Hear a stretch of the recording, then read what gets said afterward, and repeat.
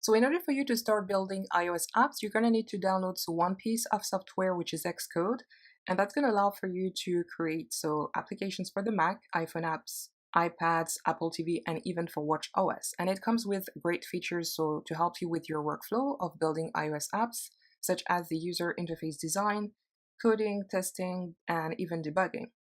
So that's a big download, so you need to make sure that you have enough free space on your machine. So that's 4 gigabytes and 540 megabytes.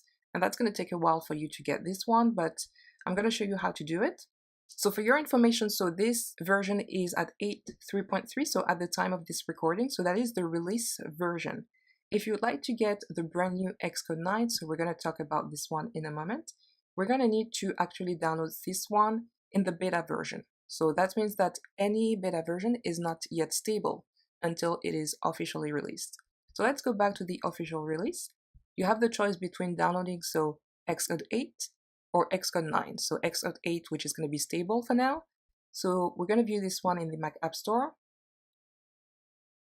And here you're going to have the options to install this one. So I'm not going to download this one because I already have it in my machine, but just so you know, it's going to take some time, so you can take the time to grab a cup of coffee. So for now, I'm going to show you the page for the brand new Xcode 9.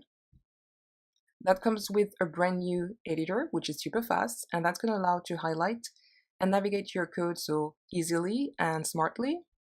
And that's going to come also with another feature to refactor your code way better. So refactor and transform.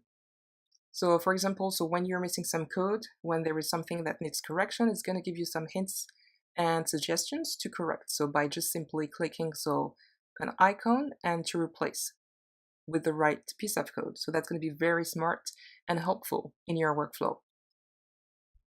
So it's going to come as well with a brand new source control navigator. So if you have a GitHub account, you're going to be able to browse your repo right inside your Xcode IDE. And finally, it is delivered with Swift4, and you're going to get also with the playground, brand new templates such as the usual blank template, but also for the map, game, and for a single view. So we'll have a chance to try this one, and obviously you're going to be able to simulate and test with Xcode, so simulate on different device sizes.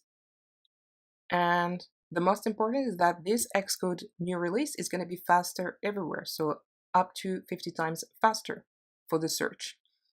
So I'm going to show you, we're going to have a quick walkthrough about Xcode. I'm going to show you first how you can download this one in the beta state.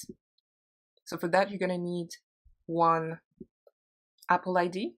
So if you don't have yet an Apple ID, you simply need to click here in Create Apple ID, otherwise you can simply sign in. So I'm going to sign in so we can go to